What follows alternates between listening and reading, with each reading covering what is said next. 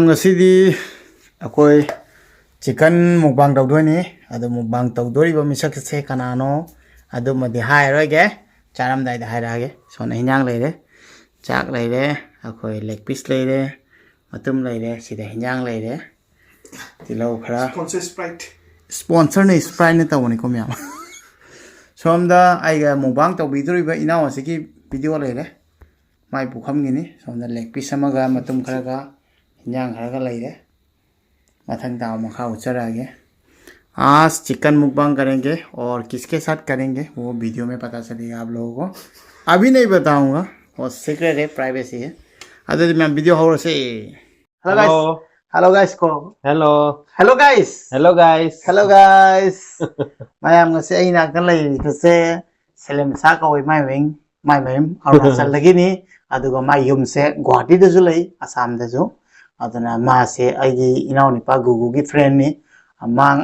ngarang nahan lakpane ai gugu la e jum da aduga Bangalore da gi ai su lai yana ta ba jiga akhoi ni bu thawoina punna ma se lakpane mamang chai ju dum lai ko yam nungsi ba inau ne aduma oina cha ga ni atopadi hairoge maramdi yetna sabda farak tai maramdi yetse masu pokodagi khara phibam chade ada myamna oina cha yena cha na amama tholakani wari se ko adu naina hana haini mana bhab ta dringa ne को आज मेरे साथ सेलम सा है जो कि मेरा भाई का दोस्त है गुगु का अदु मैम कनो मा हाई गे मैम मयांग ना गांगी खोली अमा हारकनी को आई जा आसाम दा पोचावनी आई सिदे स्कूल दे गे दे सिदे तमै जे मयांग मा तमपनी को अदुना इमानब सिंचे मोइना आई वीडियो से यंग काना मैते देंगा गांगी भाब ता दी हाइब गेना मयांग दा हाइबनी को इमानब खक्ता नतबा इंडिया पुमदा मी लैब सिंचे मोइनि जे भाब ता दी को सोइना बचे आसाम मणिपुर दा खता लैब नतिबो को अदुना सोइना बचे इंडिया पुमदा लै इचिन नाव तने लाना खनबिगनु अदुना ई मयांग दा मते तंगांग जे मेरा जो भाई है सलीम साहब वो अरुणाचल से बिलोंग करता है तो अरुणाचल से अगर मेरा वीडियो कोई भी देख रहा है तो आप लोग को अच्छा लगेगा अरुणाचल से है सलीम साहब और सलीम साहब हर साल आता है जब मेरा भाई आता है क्योंकि मेरा भाई गुगू का दोस्त है और अरुणाचल से और सलीम साहब का घर गुवाहाटी में भी है ना सलीम साहब जी जी हाँ तो सलीम साहब खास करके मेरे यहाँ है और सलीम साहब मेरे हाथ का मतलब करी का टेस्ट बहुत अच्छा लगता है बोलता है आपको अच्छा लगता है कि नहीं जी जी जी मैं शिलोंग से आया हूँ आपका हाथ का करी हाँ शिलोंग में वो कोर्स कर रहा है कुछ तो मतलब मेरा करी टेस्टी आपको लगता है बहुत बहुत तो आज मैं सेलेब शाह के साथ करूंगा लेकिन ये मुझसे थोड़ा ज्यादा खा सकता है फिर भी हम दोनों चैलेंज करेंगे चैलेंज मतलब खाएंगे बस चिकन करी तो आप लोग एंजॉय कीजिए अदुदी मैम एंजॉय तमिनरसिको माजे इन थोंग याम हावी है चानिंग मंजु लोरे मा खुद न तक लेरे मैम अदुदी मैम यंगिनरसि वीडियो से नुंगाई let's go thank you brother come on चालू करते हैं और हम कोई दे निगाले काटी दे कि बात बोल लो टेंशन ना लगे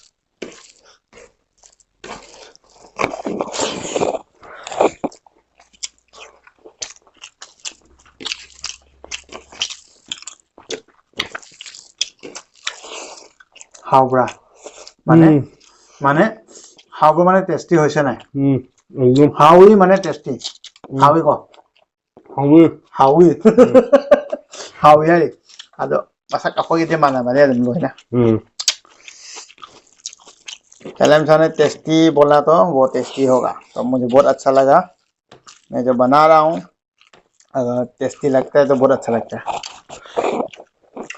बहुत बढ़िया है बढ़िया ना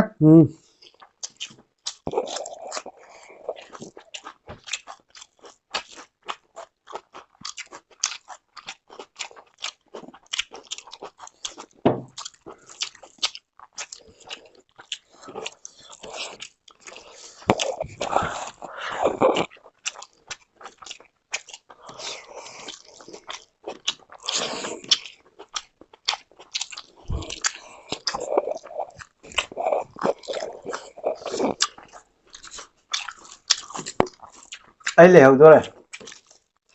मैं ले जाऊंगा यार थोड़ा धीरे खाओ नहीं तो मैं हार जाऊंगा बहुत टेस्टी है टेस्टी है ना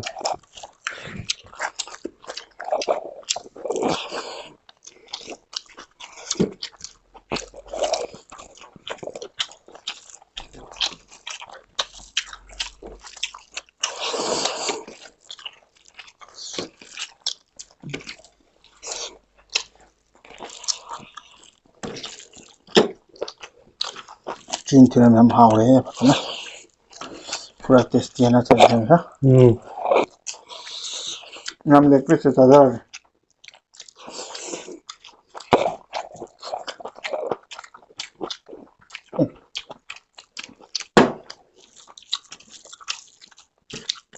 हाव पूरा टेस्टी ना चल रहा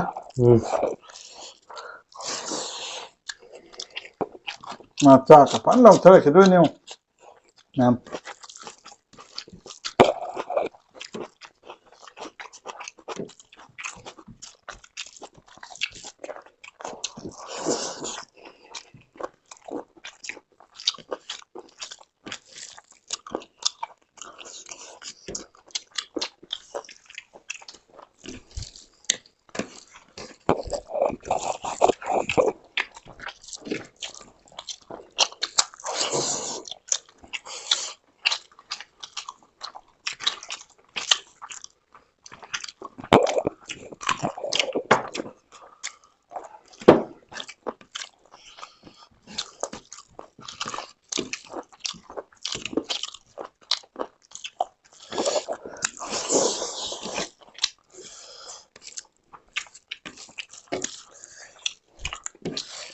मैं मुंबई तो विजय चक लाम दो मी चक लाम ना बने को उरग चक लाम में है अरे गाना पासिंग की दो साकुम दा अदो हक्चांग को नुंगाय ना चाप लाम नि अखोज मुंबई nge लाम को अन यम हाव चाब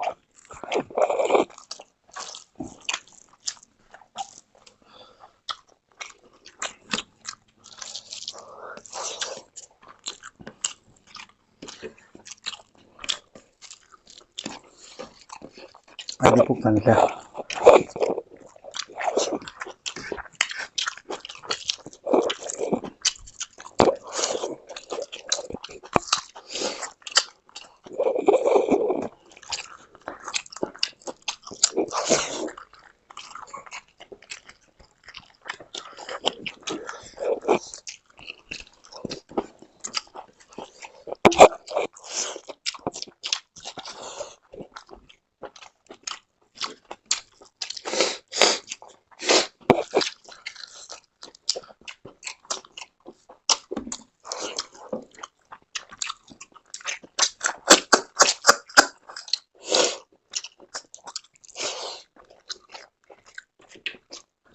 आगे सरू साय बड़े उस्ताद ने सरू जी पान साय खाने सा चा के अपन जी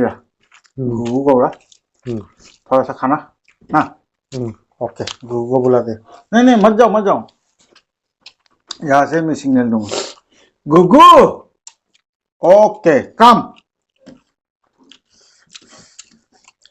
आपको करी अच्छा लगा ना इसलिए ना सलीम साहब को थोड़ा खाना दो यार प्लीज अभिलाष सिंह गुगु लाया गुगु ने मुझे चाह हापी दोरी सलीम साहब आई दे पुक थले को ngam dre adu tak khitang di loge ngam na ba ngang du lok tan ge Salim साहब गुगु दो हापन ge पूरा दे वीडियो काट दी मैं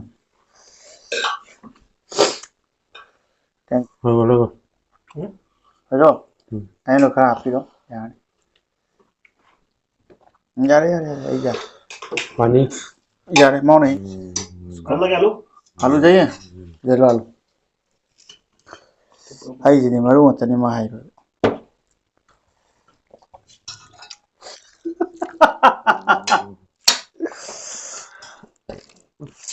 अपन हाव रे पांच चार चाक से लौटा है थोड़े चलो ठीक है सर थैंक यू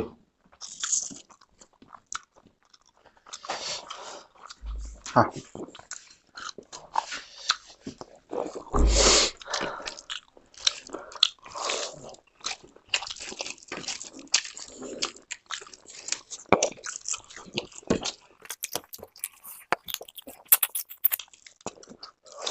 अखोई गुगुगा सलेम सा खोई मरु चाबा हिते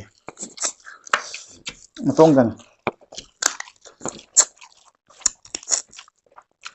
सलेम सा और गुगु को बोन खाना ज्यादा आता नहीं है ना सलेम सा से बोनलेस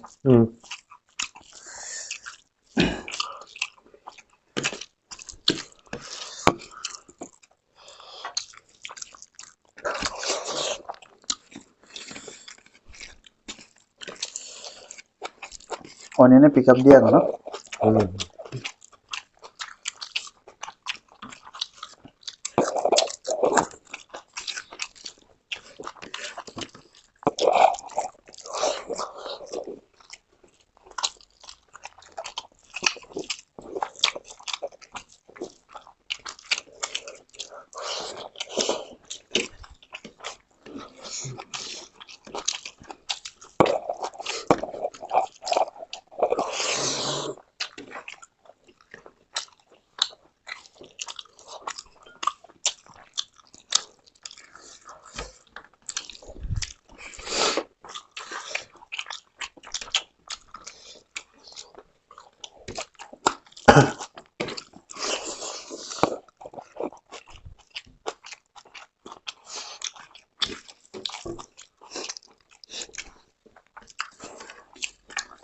मथे हम चाबा है दिको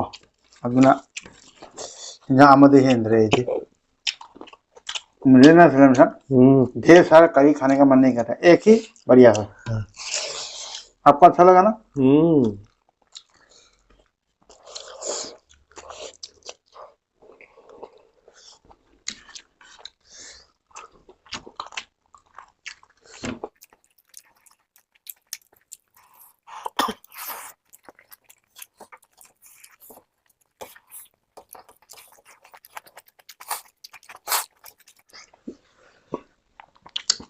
मैम हाउ बड़ी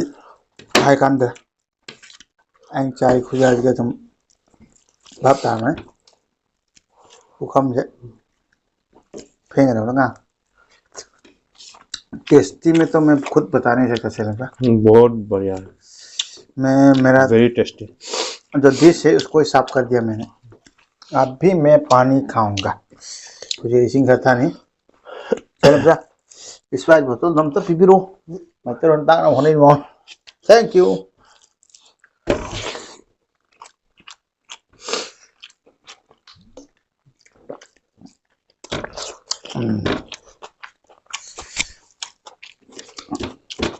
बढ़िया जो लगे नहीं हाँ ओके पंजाब ने मादी ऐना पाने हम फोंटे एकदम धप तक सिंह वाले में हम आराम से टेस्टी है ना बढ़िया और जो लगे नहीं ये जो मांस को काटना चाहिए काटना चाहिए आराम से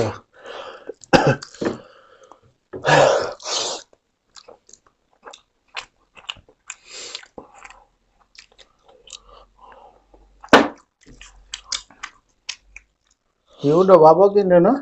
cảm thấy cuối vừa ra bao hiểu nó hả gugu cái thằng bao lôi rồi à gugu chứ phải thích tôi nên cái gì cái phản hào rồi à rồi gugu cái hàng xịt offline phải trái offline cái khỏi hôm pun nam tăng tàu nó bỏ ra kìa thì mình cái khẩu party cái này ngon ai na hay cái content cái lấy cái này nó ai na xoay này nó mà mồi cái mà pan thuốc bây giờ wow ngầm rồi cái này nó aduna moina ai mukbang moin to dada ga happy lore ne adumai to na moina ha yaw bani wo गुगु और हम तीनों एक साथ एक मुकबंग कर सकते तो देखते हैं लेकिन देखिए एक बात बोलता हूँ कि सलेम साहब भी बहुत सहाय फील करता है गुगु भी बहुत सहाय फील करता है लेकिन मेरे लिए वीडियो में आ रहा है क्योंकि मतलब उन दोनों के लिए तो भैया ही हूँ मैं तो सलेम साहब भी मतलब खुद का भाई जैसा मानता हूँ और मतलब मेरा तो उतना कंटेंट नहीं निकलता है क्योंकि मुझे बाहर चलने फिरने में थोड़ा सा तो दिक्कत होता है आप लोगों के जैसा तो नहीं हूँ मैं जैसे बोलूँ इसलिए मतलब ये लोग भी मतलब एग्री करता है कि मुकबांग कीजिए हम लोग भी है आप लोग के साथ बस आप वीडियो डालते जाइए आप लोग को जो पसंद करता है देखेंगे जो पसंद नहीं करते वो लोग नहीं देखेंगे अगर मैं ये नहीं मम्मी ने एक भी नहीं नुकसी तो मम्मी का नुकसी रोई को ये कोई को ये नहीं मम्मी ने तो मैं ये तो ले तो हाँ पसंद चीज़ नहीं तो pasok ko nila okay guys adudi ma'am video sa losin jirage adu wam tang hairam ko ma'am ay Thank you. ay na huwag na thank you ay ni ba ta phami ba inaw se ay may tay da haji ko na tani ma bhap ta gini magi mai pabung si ko yam achawa thabang ni ko suri se achaw ba se ay na hai se loy ba ni ma'am dum bhap ta bi phagi gi achaw ba na tre ko aduga mana chammi khucham se ha badi ko ay na sa ki ba kon ji ba do mana chala puchi la peng bi ni ba ꯑꯗꯨꯒ ꯑꯩꯅ ꯍꯤꯟꯖꯥꯡ ꯊꯣꯡꯗ꯭ꯔꯦ ꯍꯥꯏꯕꯗ ꯃꯥꯅ ꯇꯧꯔꯤꯕ ꯑꯩꯉꯣꯟꯗ ꯃꯇꯦꯡꯁꯤꯗꯤ ꯂꯣꯏꯔꯦ ꯁꯤ ꯌꯥꯝ ꯆꯝꯕ ꯏꯃꯨꯡ ꯑꯃꯗ ꯇꯧꯒꯗꯧ ꯇꯧꯋꯦꯕ ꯑꯗꯨꯒ ꯃꯥꯅ ꯂꯥꯛ ꯅꯨꯡꯁꯤꯕꯁꯤ ꯌꯥꯝ ꯍꯔꯥꯎꯋꯦ ꯑꯗꯨꯅ ꯃꯥꯅ ꯑꯁꯨꯃꯥꯏꯅ ꯁꯤꯝꯄꯜ ꯑꯣꯏꯕꯁꯤ ꯌꯥꯝ ꯅꯨꯡꯁꯤ ꯍꯥꯏꯕ ꯇꯥꯔꯦ ꯃꯣꯏꯒꯤ ꯄꯥꯕꯨꯡꯅ ꯑꯆꯧꯕ ꯊꯕꯛ ꯁꯨꯔꯒꯁꯨ ꯃꯥꯅ ꯇꯧꯔꯤꯁꯦ ꯑꯆꯧꯕ ꯊꯕꯛ ꯍꯥꯏꯁꯦ ꯍꯥꯏꯗꯅ ꯀꯥꯟꯅꯗ꯭ꯔꯦ ꯃꯌꯥꯝ ꯑꯗꯨꯒ ꯃꯥꯅ ꯆꯝꯃꯤꯕ ꯈꯨꯠꯆꯝꯁꯦ ꯃꯌꯥꯝ ꯌꯦꯡꯉꯨ ꯇꯝꯖꯅꯤꯡꯉꯥꯏꯅꯤ ꯑꯩꯈꯣꯏꯅ ꯑꯩ ꯏꯅꯥꯎꯅꯨꯄꯥꯒꯤ ꯃꯔꯨꯞ ꯑꯣꯏꯅ ꯁꯨꯃꯥꯏꯅ ꯐꯪꯕꯁꯦ ꯃꯥꯁꯨ ꯃꯉꯣꯟꯗ ꯃꯥꯅ ꯑꯩꯉꯣꯟꯗ ꯏꯌꯥꯝꯕꯗꯧ ꯈꯜꯂꯦ ꯈꯣꯡ ꯅꯥꯝꯃ ꯌꯥꯎꯗꯕꯁꯦ ꯌꯥम नुसीजै क्या मतेंग तवे याम नुसी लून तवे मेरा जो भाई है वो मतलब मेरा भाई का फ्रेंड है लेकिन वो और टेस्टी है ना पूरा खा रहा है आज के मुझे भी अच्छा लगता है जब मैं इतना मेहनत से बनाता हूँ और जब अच्छा लगता है ना आप लोगों को बहुत बढ़िया लगता है मना हाँ नहीं चाहे जब नुआएगा और ये मुझे अपने भाई जैसा मानता है तो वो बहुत बड़ी बात है और बहुत अच्छा लगता है मुझे तो हम लोग वो ये जितना दिन है गुगु हम लोग वीडियो देते जाएंगे हो सके तो नहीं जी यस तो आज के लिए इतना सही आप लोग को वीडियो अच्छा लगा तो बताइएगा और अरुणाचल से अगर वीडियो देख रहे तो एंजॉय कीजिए अभी मैं वीडियो लोशन जरगे अरुणाचल का ngasi असम का मुकबांग ताखरेको मैम मथंग वीडियो दम थेंगनारसी अखोइनि पुन्ना बाय तौरगे अदनि बाय बाय सलाम सा bye bye ma'am thank you यंगी बाय दम लोय फो Thank you. बाय मथंग वीडियो थे थैंक यू बाय बाय होय चापो ते कोई दिलु पूरा एलो चापा थे